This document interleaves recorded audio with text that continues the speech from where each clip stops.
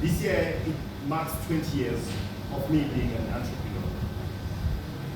Without having any other title to lean on as a person who's in business. I wish I could say I'm a businessman, but really I'm an entrepreneur. And what gives me the confidence to say I'm an entrepreneur is the journey that I've been in. I've grown to learn that there are 4 stages of competence. Because being an entrepreneur talks to your competence, your ability to take your products, take your ideas into the marketplace. And today I'll be sharing with you 4 stages of competence. And those stages of competence will show you how entrepreneurship is a roller coaster.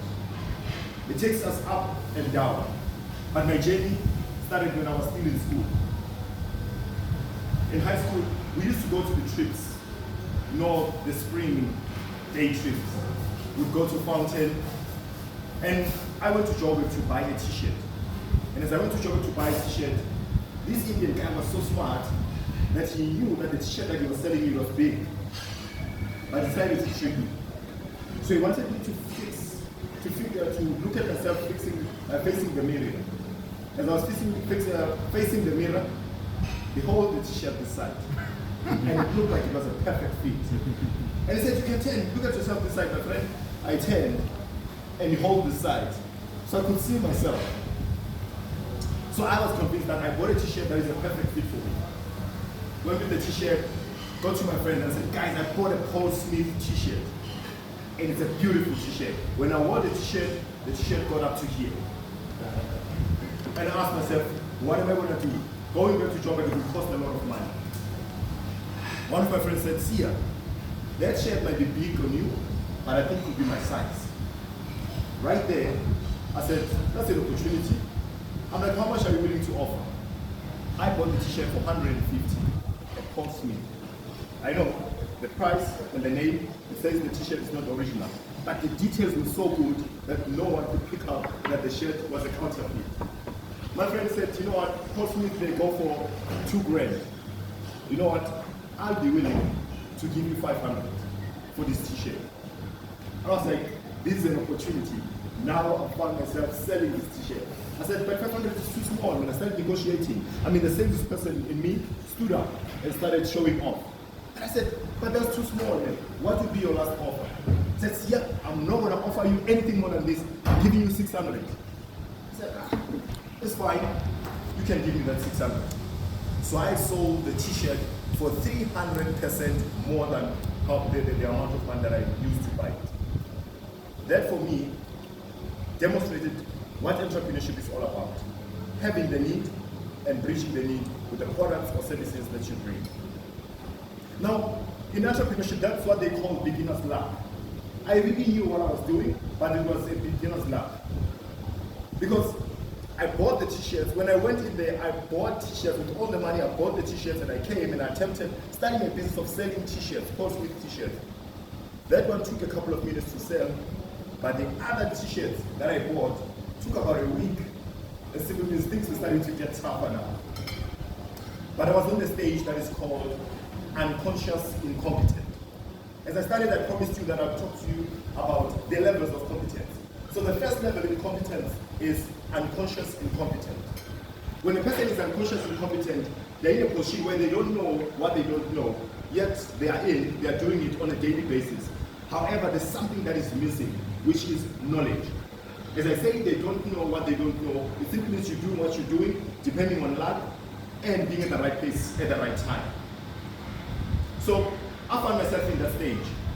And fast forward, I kept on selling t-shirts, selling perfumes. So I got into business of selling clothes, selling perfumes. But later, when I finished school, I wanted to continue with entrepreneurship. But remember, I was on stage 1, which is unconscious incompetent. So for me, what it meant is when I have the product, it's equal to taking it to the people and people will buy it. I didn't understand what influences people to buy products. I didn't understand why people buy what they buy. I thought you being there with the product, it was just enough. That was not the case. When you go deeper into entrepreneurship 101, you need to understand that for people to buy a product, there must be a need. So I had to move from that level. And I moved from that level when I saw an opportunity of selling remote lights. Those lights were rechargeable lights. Since we were starting to face load shedding in South Africa, that was an opportunity for me to sell those lights to people so that when the power is gone, they are able to continue having light. Right there's a gentleman that I came across, and we had a chat that changed my entrepreneurship journey. And as I went in, I knocked on the door. The gentleman got out and said, wow, man, who are you? I told him, what are you here for? I was holding a bag, so I was not displaying my product. And I said, I'm selling this energy light. This is a power saver light. You charge it, and after the load shedding, you are able to switch on the light even if you don't have power. I said, wow, that's nice. But don't you think that you are selling a right product, but to the wrong market? Because the people who are decision makers, they are not home, and when they knock off from work, you also knock off from work. So the chances are you are selling, but you're not selling as much as you could sell when you have appointments. Right there, I started asking myself, how do I get more clients? How do I get more people to sell? And I was motivated to go to the nearest skills development center. And I asked about the projects, but I was specifically looking for entrepreneurship classes. And I said, I want to learn about entrepreneurship. And I became a student of Junior Achievement South Africa. In becoming a student of Junior Achievement South Africa, I started understanding a couple of things. Me going to that youth center, it meant I moved to the second level, which is conscious incompetent. That session, those courses, they displayed to me what I didn't know. They started showing me that entrepreneurship is not all about showing up, but it's also about understanding the market, understanding the people that you'll be selling to. Now I noticed that we have lost a lot of money.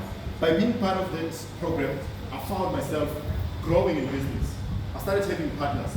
I started having an office that I was operating from. And with each and every data that we collected, we started making sure that we capitalized on that data. And capitalizing on that data, it meant conscious, competent. That's the third stage. So the first stage, remember, is unconscious, incompetent, meaning I don't know what I don't know. Second stage is conscious, incompetent. That simply means now I know that there are certain things that I don't know, and I know my inabilities. And the third one is conscious, competent. Now I'm starting to gather skills that will help me to thrive in business, and that has helped me to be in business up to this day.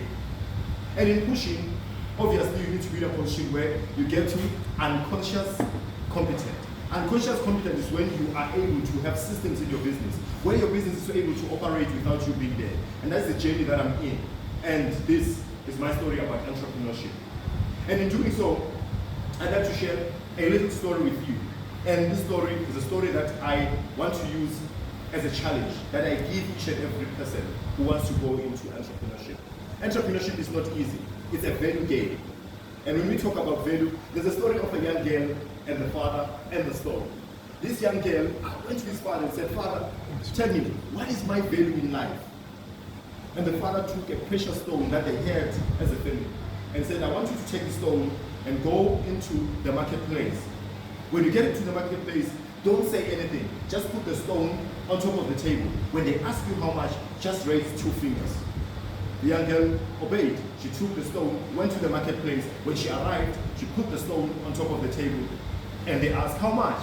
She raised 2 fingers. They said, oh, it's 200 rand. You want to buy the stone? She took the stone, she ran back to her father. And she ran back to her father and said, Daddy, someone wants to buy the stone for 200 rand. And the father said, now, I want you to take this stone into the museum. Take the stone into the museum. The young girl took the stone to the museum, says, when you arrive there, don't say anything. Just raise 2 fingers. After putting the stone on the table, she ran. She did as she was advised. When she arrived there, she put the stone, she raised 2 fingers. And they asked, how much?